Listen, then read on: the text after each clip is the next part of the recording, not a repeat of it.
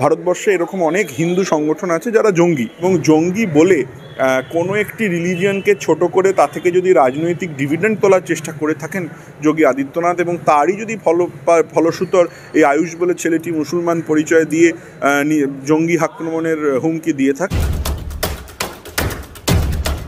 কুম্ভ মেলায় সাধুর বেশে জঙ্গি হানার আশঙ্কা করেছিলেন যোগী সরকার, তার জন্য নিরাপত্তা ব্যবস্থা আঁটোসাঁটোও হয়েছিল। তবে দেখা গেল যে মুসলিম পরিচয়ে কুম্ভ মেলায় বোমা হামলার হুমকিতে গ্রেপ্তার হলেন আয়ুষ নামের এক যুবক।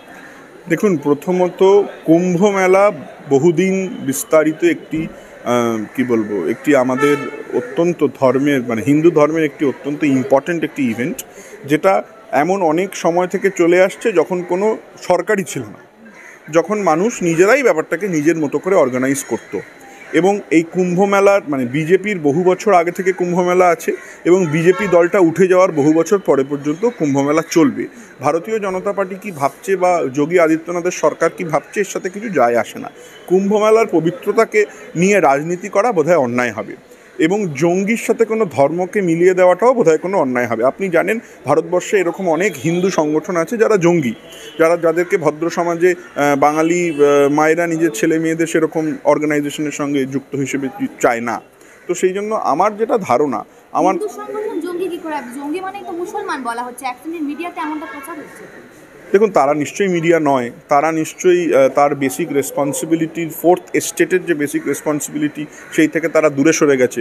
দেখতে হবে তাদের ইনভেস্টার্স কারা, দেখতে হবে কোন ব্যবসায়ীরা ওই মিডিয়া হাউসে টাকা ইনভেস্ট করেছে বা অ্যাডভার্টাইজমেন্ট দিচ্ছে, কোন রাজনৈতিক দলের লোকেদের সঙ্গে সেই পার্টিকুলার মিডিয়াদের ইনভলভমেন্ট আছে। এখন যা সময় এসছে, আমার মনে হয় এইটা আইন করে ইস্যু করে দেওয়া উচিত, যাতে দেখা যায় যে মিডিয়া যাতে স্বচ্ছ এবং মিডিয়া যাতে নিরপেক্ষ থাকে। এবং এটা বেশি সময় দূর নয়, যেরকমভাবে কিছু মিডিয়া রাজনৈতিককরণের মধ্যে দিয়ে এগিয়ে চলেছে, এটা খুব সময়ের দূর নেই যে এরকম আইন করতে বাধ্য হবে ভারতবর্ষের সরকার বা সুপ্রিম কোর্ট হয়তো ইন্টারফেয়ার করবে। কিন্তু যাই হোক, যে পয়েন্টে আমি কথাটা বলছিলাম, জঙ্গি বলতে কোনো ধর্মের সঙ্গে যোগ দেওয়াটা ঠিক নয়। যেই এরকম ঘটনা ঘটিয়েছে সেটা অন্যায়, এবং জঙ্গি বলে কোনো একটি রিলিজিয়নকে ছোট করে তা থেকে যদি রাজনৈতিক ডিভিডেন্ড তোলার চেষ্টা করে থাকেন যোগী আদিত্যনাথ, এবং তারই যদি ফলশ্রুতর এই আয়ুষ বলে ছেলেটি মুসলমান পরিচয় দিয়ে জঙ্গি আক্রমণের হুমকি দিয়ে থাকে, আমার মনে হয় এই তদন্তের বোমা হামলার হুমকি দিয়ে থাকে, এই তদন্তের